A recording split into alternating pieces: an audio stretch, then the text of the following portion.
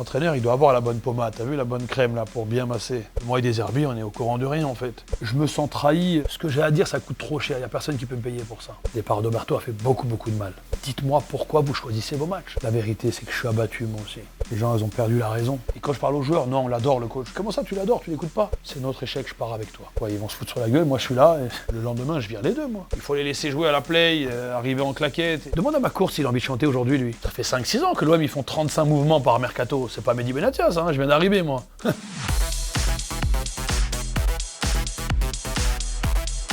Dans quel état t'as laissé cette aventure marseillaise? Un petit peu triste de cette fin. J'aurais voulu finir vraiment avec cette qualification en Ligue des Champions, mais ça m'a laissé vraiment fatigué. Il y a tellement de choses qui se passent dans ce club. C'est une guerre de tous les instants. Mais j'ai choisi d'être moi-même et de ne jamais tourner le dos à un problème. Donc on a essayé de tout affronter, pas seulement les problèmes football. On a essayé de nettoyer, comme j'avais déjà dit, un petit peu le club. On sait que depuis des années, c'est jamais facile là-bas. Parce que dans les missions que tu t'étais fixées et publiquement déclarées, c'était enlever la médiocrité. Est-ce que tu considères y être parvenu? Non. Elle est encore présente. Pas comme avant. Malheureusement, elle est bien ancrée. J'ai pris l'exemple de l'Italie, de l'Allemagne. On a juste mis un petit peu de discipline, mais encore une fois, je répète, rien de fou. Sur des principes de vie, sur les horaires, etc. Et en fait, le bâtiment, il est tellement rempli de médiocrité que là-bas, le plus important, c'est d'être le meilleur ami avec le joueur. C'est plus important que de faire respecter les règles. Donc pour un directeur ou pour un coach, c'est difficile. Et avec Roberto, on a essayé vraiment de lutter contre ça. Mais malheureusement, même quelqu'un comme lui, à l'arrivée, il n'en pouvait plus et il a préféré partir. Donc il va falloir qu'ils aient les bonnes formules, qu'ils aient de la passion. Je pense qu'ils ont ramené un très bon coach. Moi, je suis persuadé que Genesio, ça peut être un très bon coach et c'est en tout cas un des meilleurs coachs du moment en France. Greg, comme je l'ai toujours dit, je l'avais déjà dit aussi, il a beaucoup prouvé, on va dire, à Brest. Il a très bien travaillé aussi à Brest avec peu de moyens. Et puis j'espère qu'on verra éclore quelques jeunes. Un directeur du centre, Tito Asni, qui est marseillais, qui connaît très bien ce club et cette ville et qui fait un travail monstrueux. À l'arrivée, c'est un club que je vais suivre. C'est même pas impossible que tu me vois au stade cette année. J'ai le droit d'aller payer mon ticket, d'aller regarder un match. Parce que moi, je redeviens une personne lambda. Je redeviens un supporter. C'est fini avec l'OM ou? Non, en fait, c'est fini. Je ne suis plus sous contrat avec l'Olympique de Marseille depuis le 18 mai. Malheureusement, ils n'ont pas tout de suite trouvé, je pense, le profil. Ça a mis beaucoup de temps. Ensuite, ils sont partis sur Greg qui était en pause, donc qui a pu venir qu'en fin d'année. J'ai eu une discussion fin mai avec Sherazade, donc du conseil d'administration de Franck McCourt. Et elle me demande si je peux rester pour donner un coup de main sur le mercato. Et je vais essayer avec mes réseaux, avec mes contacts, donc un petit peu partout en Europe et dans le monde, de vous mettre en relation avec les gens pour que vous puissiez faire, vous, les négociations pour avancer. Dans quel état t'as laissé, toi, l'OM? Chose est sûre, c'est que j'ai laissé l'OM en Europa League. Et ce n'était pas l'objectif. Ça, c'est moi, ça, c'est les coachs, parce qu'après, il y a eu ce changement, mais Roberto qui est parti, Habib qui est arrivé, donc ça, c'est la responsabilité de tout sportif. La situation financière, pour les gens malsains, là, qui sont contents d'écrire parce qu'on leur envoie ou parce qu'ils sont pipés que c'est Mehdi Benatia qui a laissé l'OM et qu'aujourd'hui, l'OM doit vendre 15 joueurs sur 23. J'y suis pour quoi, moi? On parle des transferts souvent. Ça fait 5-6 ans que l'OM, ils font 35 mouvements par mercato. C'est pas Mehdi Benatia, ça, hein, je viens d'arriver, moi.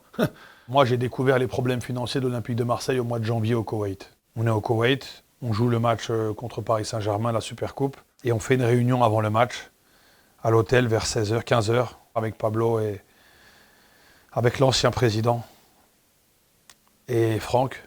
Et là, je comprends qu'il faut vendre beaucoup, il faut rentrer beaucoup d'argent au mois de janvier. Mais nous, à ce moment-là, on est sur le podium, on ambitionne aller plus haut. Je dis, ok, mais vous voulez vendre, mais derrière, on va pouvoir se renforcer, parce que moi, j'ai l'entraîneur qui veut continuer de grandir. Et là, je vois qu'il y a un petit froid dans la salle. Et là, Franck, pour la première fois, il monte un peu dans les tours et me dit, mais tu vois pas la situation? Et moi, je dis, mais comment ça? Je dis, non, on m'a demandé de vendre en mon mois de juin, j'ai vendu. Le mercato qu'on a fait, On a ramené CJ Riley gratuit.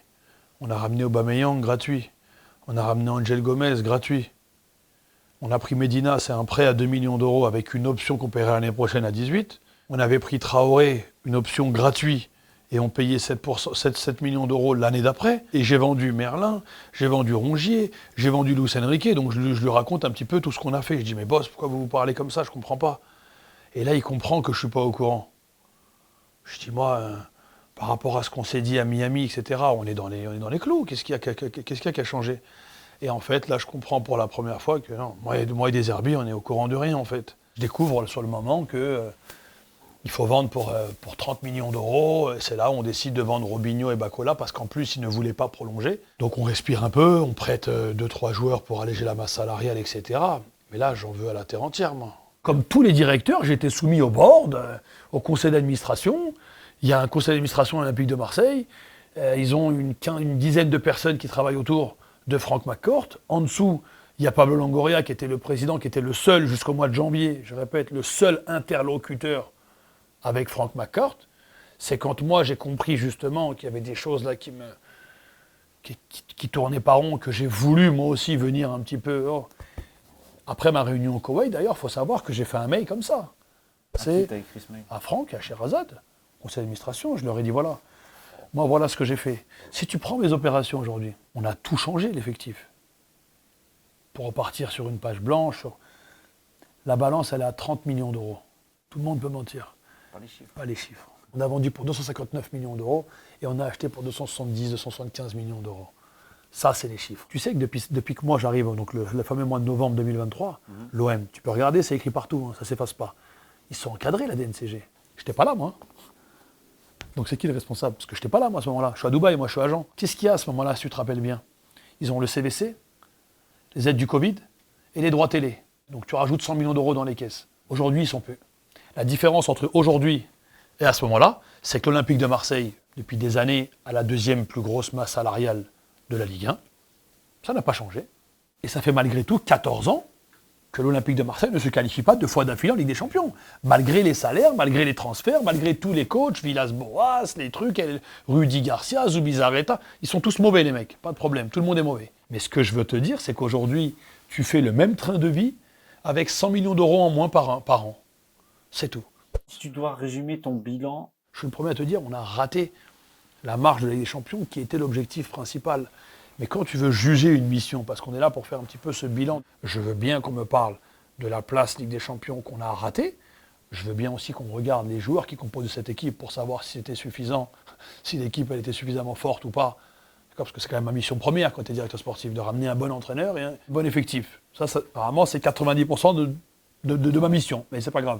Est-ce que c'était suffisant pour rentrer? Ah ouais, tous les jours. Et tout le monde te dit, ah non, mais tous les jours. C'est une équipe qui a été faible dans la mentalité. Je te dis oui, ça c'est notre responsabilité. Parce que c'est la vérité. Pour moi, on a choisi les matchs cette année. On a choisi les matchs. Tu vas au Real Madrid, les mecs ils se connaissent depuis 3 jours, ils font un super match. Derrière, tu fais des matchs contre Bergame à domicile, tu fais pas 3 passes. Cette année, le Nantes, là, c'était le plus faible que j'ai connu depuis que je regarde la Ligue 1. Ils t'ont pris 6 points, Nantes, cette année. Le match qu'on a fait contre ce Nantes, là, il est inadmissible. On parle de Lorient. Tu vas, t'en prends 3 à Lorient et tout le monde te regarde, ils n'ont plus rien à jouer. Bien sûr que c'est très grave, parce que c'est une faute professionnelle. Parce que toi, tout ce que tu as fait là cette année, depuis 2 ans, si tu te qualifies avec 2 points de plus en Ligue des Champions, c'est extraordinaire à Marseille. On fait la fête sur le Vieux-Port, c'est top. Le club, il est stable, il n'y a pas besoin de vendre tout le monde. On avait, si tu veux, l'avenir quand même de ce club dans nos mains. À 2 points. Donc quand je suis sorti à la presse, on m'a dit, mais t'as un petit peu été fort. Mais tu te rends compte le match qu'on a fait pour une équipe qui joue sa survie. Mais aujourd'hui, tu sais comment ça se passe. Les joueurs, faut pas toucher. Quand tu commences à parler, j'ai été joueur, je sais ce que c'est. J'ai bénéficié aussi de ce genre de choses. Non. Aujourd'hui, les joueurs, je les ai vus la semaine dernière, moi, ils étaient tous en Côte d'Ivoire et j'ai vu un peu des vidéos. T'as pas regardé un petit peu sur les réseaux? Mais tu les as vus danser, chanter, c'est magnifique. Demande à ma course s'il a envie de chanter aujourd'hui, lui. Moi, je suis pas parti à l'autre bout du monde, travailler, me cacher, etc. Moi, je vis à Marseille aujourd'hui. Hein. Je vis à Marseille, je vais manger chez les gens. Je vais manger au Vieux-Port le poisson. Le mec, il m'arrête, il me dit, Mehdi, on est tellement dégoûtés, on y a cru. À quel moment c'est parti en vrille? Le départ d'Roberto a fait beaucoup, beaucoup de mal. Les gens, aujourd'hui, moi, ils m'arrêtent, ils me disent, Mehdi, on lui en veut à Roberto parce qu'on y a cru et il nous a lâchés. Qui connaît Roberto De Zerbi, je peux te garantir que ce n'est pas quelqu'un qui lâche. C'est quelqu'un qui fight tous les jours. J'ai assisté, comme toutes les causeries, à la causerie d'avant-match à Nantes. Il a fini la causerie. Je te jure, il transpirait comme ça. Il avait les yeux rouges. Il était dans un état second. Il fait un discours où même moi, je suis là avec mon costume, j'ai envie de jouer. Je me dis, putain, le mec, il est déjà dedans. C'est bon. On rentre. Tu fais pas une course vers l'avant. Tu gagnes pas un duel. Tu fais un match à Bruges. Tu joues ta place en Ligue des Champions. Mais vous vous rendez compte ou pas? Quand je vois Roberto, je me dis, c'est fini. Je vois sa tête. Il est même pas révolté. Il est, tu sais, meurtri. Après, on est à Clairefontaine, tu te rappelles, on était à Clairefontaine. Là, je vais les voir. Je parle avec 4-5 leaders. Je leur dis, les gars, on ne peut pas foutre la saison par terre. C'est trop important pour le club. Il y avait Kondo, Holzberg, Balerdi, Oba. Je leur dis, les gars, si vous avez un problème avec le coach, dites-le moi. Laissez tomber que c'est mon ami, que je l'adore. Si vous avez un problème avec le coach, je m'arrange avec lui et on va trouver la solution. Si c'est avec moi le problème, les gars, peut-être que ce qu'on demande, c'est pas possible. Les gars, j'ai aucun problème. Je m'en vais comme je suis venu. Si c'est autre chose, je suis là. Mais dites-moi pourquoi vous choisissez vos matchs. Qu'est-ce qui se passe? Et là, les joueurs, ils sont là, ils te disent, non, mais on n'a pas de problème, on ne comprend pas, nous non plus. C'est dur. On arrive tant bien que mal à continuer parce que les joueurs sont partis le voir à Clairefontaine pour lui dire, coach, reste avec nous. On sait que tu as des envies de partir, mais on a besoin de toi, etc. Moi, je le vois, je dis, coach, moi, je te comprends. La vérité, c'est que je suis abattu, moi aussi. On a failli sur ça, sur la mentalité. On n'arrive pas à leur donner ce que nous, on a à l'intérieur. Comme il disait lui, ce feu-là qui doit t'animer. Je dis, écoute, je suis à l'écoute, dis-moi ce que tu veux faire. Et il me dit, non, j'ai envie de me battre et tout, mais c'est dur et tout. On continue. On n'a pas su, à un moment donné où c'était un petit peu la tempête, peut-être encore plus préserver le coach pour qu'il puisse travailler, parce que moi, je suis persuadé que si le coach avait réussi à tenir un petit peu, peut-être que la fin aurait été différente. Sauf que la vérité, quand il dit « je veux partir », je le comprends. Et moi-même, je lui dis « coach, je suis dégoûté, mais tu as raison ».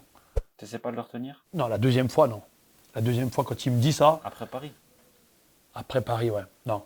Avant, quand il était énervé et tout, durant l'année, oui, il y a eu des moments où il s'est énervé. Je dis « coach, calme, on va y arriver. On rentre en Ligue des Champions et on va continuer. » Tu vois, on a eu des discussions comme ça. Mais à la fin, là, même moi, j'étais à bout. Je dis « c'est pas possible, coach. Cette équipe, on va rien tirer. On peut pas, coach. Je te vois à l'entraînement, ça coule. Tu as les yeux qui sortent en réunion. Tu l'as dit, les appels comme ça, on prend des buts là-bas. Un quart d'heure de jeu, tu prends un but comme tu l'as dit. Les mecs, ils t'écoutent pas. Il y a un problème, coach. Et quand je parle aux joueurs, non, on l'adore, le coach. Mais comment ça, tu l'adores, tu l'écoutes pas? Donc en fait, c'était tellement incompréhensible. Moi-même, je lui dis, coach, tu veux partir? Je suis venu avec toi. C'est notre échec, je pars avec toi. C'est dans la foulée que toi, tu décides de démissionner? Tout à l'heure, tu me parlais de janvier, mais ça, c'est février. Non.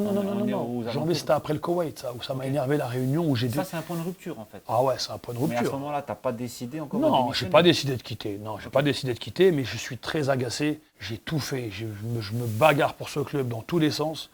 Et je découvre maintenant les finances. On me dit pas ça. Tu t'es senti trahi? Je me suis senti trahi. Je dis, je vis pas comme ça, moi. Je vis pas comme ça, moi. Clairement, Mehdi, tu te sens trahi par Pablo Longoria. Écoute, je me sens trahi. Un petit peu de la situation. Quand il y a le moindre souci, le moindre truc qui n'est pas, où on n'est pas aligné, ma phrase que je dis tout le temps, je dis écoute, toi tu me donnes une version, lui il me dit une version. Fais-moi une tour de table. J'adore moi ça. Tu sais, quand tu es autour de la table comme ça, il n'y a personne qui peut mentir, personne ne peut s'échapper. Chacun te sort sa version et tu avances. Parce que moi, la différence, quand je suis parti de Marseille, j'ai demandé 0. Mais j'ai pas signé de trucs ou confidentialité. J'ai rien signé parce que je suis parti pour 0. T'as pas besoin de m'acheter quoi que ce soit, moi. Il n'y a pas de silence, il n'y a rien du tout. De toute façon, ce que j'ai à dire, ça coûte trop cher. Il n'y a personne qui peut me payer pour ça. Je n'ai pas de prix pour ça, moi. La vérité, c'est la vérité. Depuis le match de Strasbourg, le dernier match à domicile, où il y a eu les fameuses banderoles, soi-disant j'étais derrière les banderoles aussi, parce que j'ai lu ça aussi, c'est bizarre. Mehdi Benatia n'était pas sur les banderoles, il n'y avait que le président et McCourt. Moi, je ne serai jamais le fusible de personne. Moi, vous devez me dire les vérités, vous devez me dire comment on travaille. Il n'y a personne qui va m'utiliser ici, c'est pas possible. Non, les supporters, moi, quand ils viennent, je les écoute.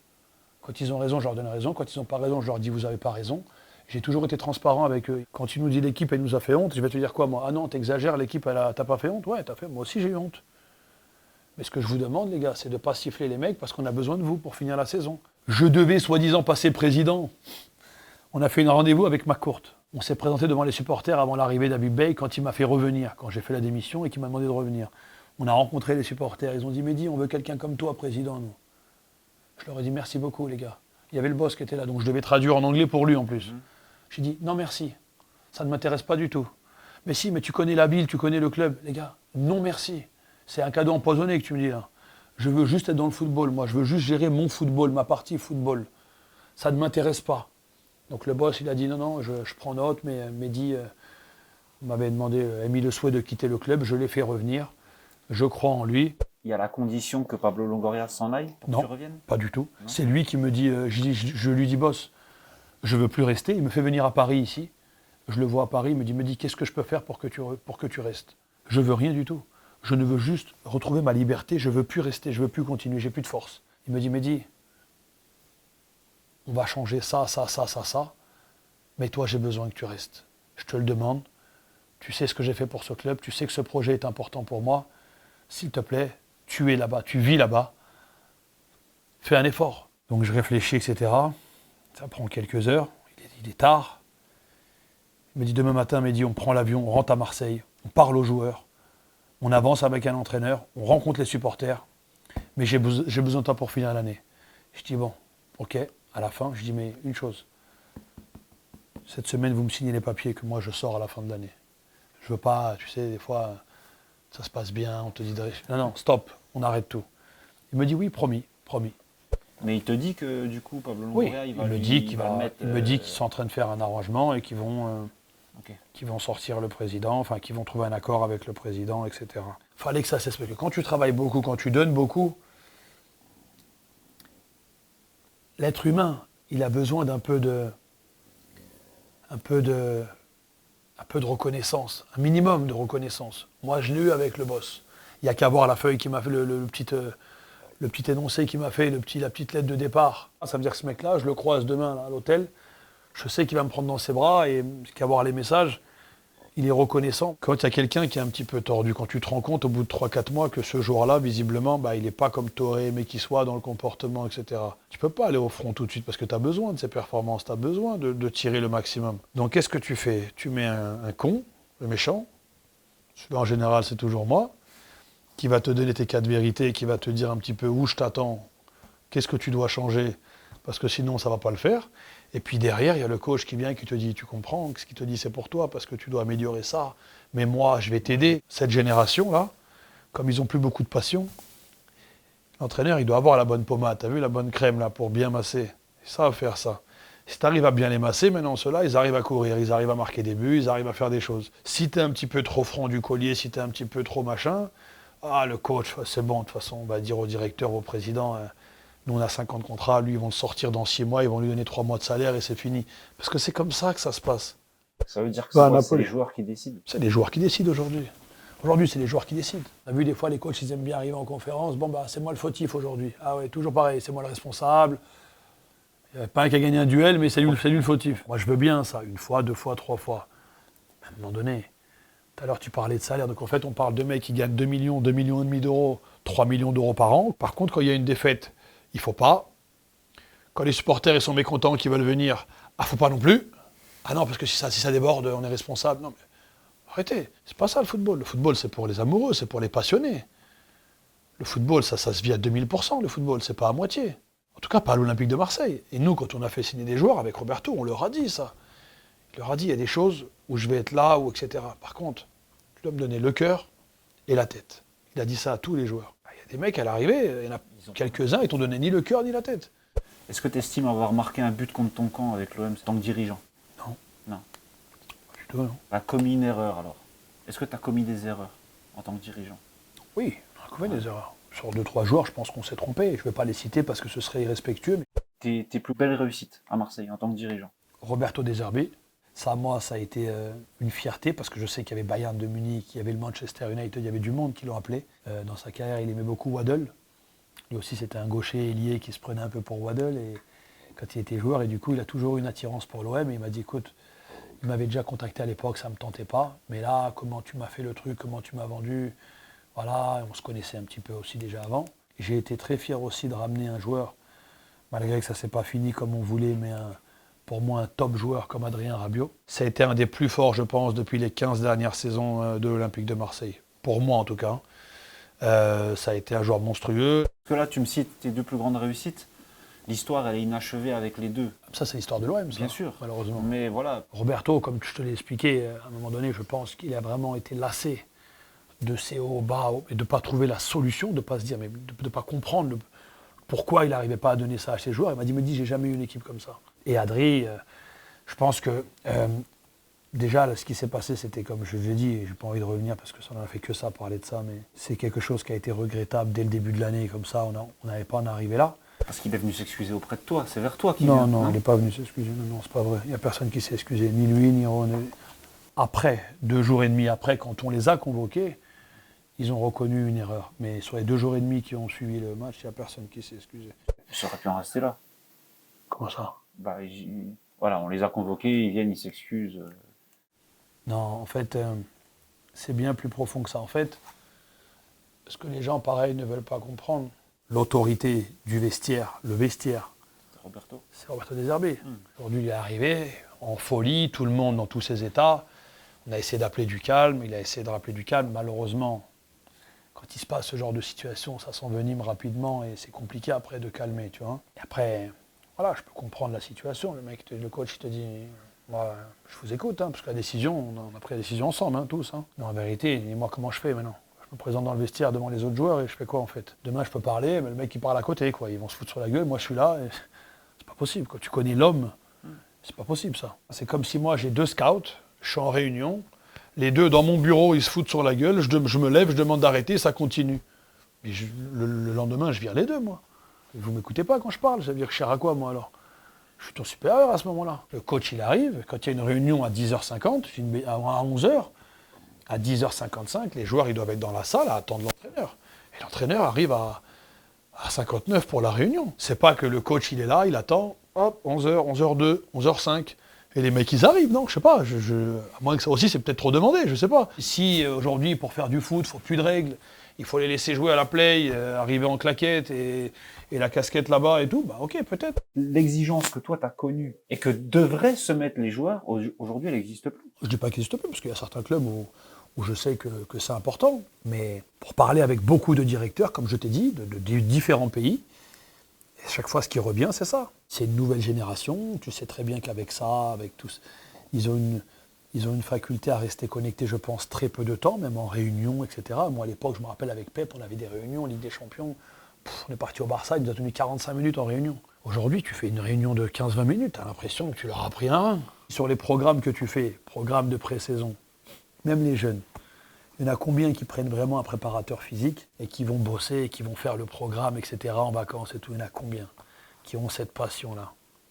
Il n'y a plus beaucoup. Quand tu perds un match, que tu as été fautif, peu importe sur le résultat, que tu sois attaquant, tu as mangé la feuille et derrière, tu prends le 1-0 ou un défenseur qui perd son marquage. Il y en a combien qui, toute la semaine de travail, tu vas le voir, putain, faut que j'aille le voir, lui, il n'est pas bien. C'est fini, ça. C'est fini, ça, il passe à autre chose. C'est pas tous, hein, mais 80%, il n'y a plus cette passion-là. Moi, après Lorient, on a annoncé que les joueurs allaient passer un peu plus de temps ensemble à la commanderie, etc., pour essayer de créer le truc, souder, machin, parce que ça allait plus du tout, de toute façon. Voilà, mais pourquoi on est puni, les agents qui appellent? Non mais attends, ça va pas. Qu'est-ce que tu ferais différemment? Je serais pas revenu au mois de janvier. J'ai posé la démission après Paris. Je serais pas revenu. Ouais. Je serais resté sur ma première idée, qui était la bonne, ça je le savais. Hein. Je serais parti en même temps que le coach. Le choix d'Habib Beye, derrière, tu considères que c'était le bon? Aujourd'hui, non. Mais au moment où on le fait, il n'y a pas un entraîneur qui vient à l'Olympique de Marseille pour 4 mois. Coupe de France et Ligue des Champions, c'est l'objectif. Voilà, on va te mettre un contrat de 18 mois parce qu'on arrive dans le vestiaire, c'est plus facile pour être respecté par rapport aux joueurs, etc. Qu'un contrat de 4 mois, ils vont te voir comme un intérimaire. Mais il y a un accord déjà prévu entre le club et tes agents, etc., que si on finit 4e, c'est comme ça. Si on finit 5e, c'est comme ça. Au moins, chacun sait c'est quoi sa mission, son objectif. Je connais Habib, son attachement pour l'OM, ça, on ne peut pas lui enlever. Tu aurais ramené qui au mois de janvier? Avec un directeur sportif qui te ramène, qui part dans 4 mois. Tu ramènes qui? Xabi Alonso? Je vais te dire, Quand tu perds Adrien Rabiot, tu sais que tu ne trouveras pas plus fort que lui. Tu sais très bien que tu ne retrouveras pas un entraîneur comme des Zerbi quand il s'en va. Ça, on est sûr et certain tous, de toute façon. Est-ce que tu estimes que l'OM, c'était un peu trop tôt à ce poste-là dans ton après-carrière? Non. Non, parce que je pense qu'il y a beaucoup de gens très expérimentés qui sont arrivés à l'OM et qui se sont cassés la gueule au bout de 6 mois aussi. Dans le podcast The Bridge, tu déclarais dans 3, 4, 5 ans, s'il y a un projet où j'ai besoin de revenir dans le football, que Nasser a besoin de moi et que ça doit être dans un rôle au PSG que ça me plaît, je ne dois rien à personne. En fait, dans cette émission, il y a la fameuse question, ou une question facile ou la question qui fâche. Ouais. Moi, évidemment, je lui dis, va pour la question difficile, pas de souci. Il me pose la question donc sur le PSG, sur Nasser et tout, parce qu'il sait que j'ai une belle relation avec Nasser, que je n'ai jamais cachée. Et en fait, j'étais en train de lui expliquer que moi, dans le football, je me considère quelqu'un de libre. Donc en fait, j'ai toujours suivi un petit peu la passion et ce qui me plaisait sur le moment. Et je disais qu'aujourd'hui, je quittais parce que j'avais besoin de me reposer et que j'allais couper. C'est pour ça que je dis, si dans 5 ans, si j'ai un projet qui me plaît, que ce soit Nasser ou un autre, mais que j'ai décidé, moi, que c'était bien pour moi. Je disais, pourquoi je ne devrais pas aller? Parce que je suis formé à l'OM ou parce que j'ai travaillé à l'OM et que ça ne se fait pas, etc. J'ai dit, mais c'est pas vrai. Un professionnel, partout où il va, il se doit d'être professionnel à 100%. Moi, je vais là où l'atmosphère me plaît. Quand je suis arrivé à Marseille, ça me plaisait de me dire ce projet Marseille, d'essayer de faire quelque chose de bien dans ce club. Et aujourd'hui, je ne travaillerai sûrement peut-être jamais au Paris Saint-Germain même. C'était plus pour dire, là, répondre à sa question qui fâche, soi-disant, pour dire pourquoi je devrais me mettre des limites. C'est quoi ton avenir? C'est dans le football? Non, mon avenir, c'est à la maison, c'est au repos un peu, comme je t'ai dit. Repos, continuer, ça me plaît bien. Là, les 2 mois que je viens de passer, on va partir un peu encore en vacances. On s'est remis un peu à la salle de sport, perdre quelques kilos encore, il m'en reste. Jouer un peu au paddle, regarder les matchs. Et c'est toujours agréable d'aller à Bernabéu, à San Siro, à Rome, à Turin ou au Barça pour voir des fois les matchs au stade, etc. Moi, ça me plaît. Tu peux le faire en tant que consultant, ça. Consultant, ouais, pour. Ouais. Je sais pas, une télé, une radio. Non, j'ai eu oui, j'ai fait. J'ai eu 2-3 avances avec avec des radios et avec chaînes télé. Parler football, je répète, de toute façon tu le sais, je pense. C'est une passion pour moi, c'est tout ce qui m'anime réellement. Donc c'est pas impossible ça par contre. En tout cas, ce ne sera pas comme directeur. Là, j'ai entendu agent, etc. C'est pas du tout ce que je prévois dans les semaines à venir. Bien au contraire, c'est quelque chose de plus calme. Aujourd'hui, j'ai eu 2-3 avances, aussi bien en Arabie Saoudite, en Angleterre. Mais la vérité, c'est que je n'étais déjà pas, et je ne suis toujours pas prêt à repartir sur un autre projet.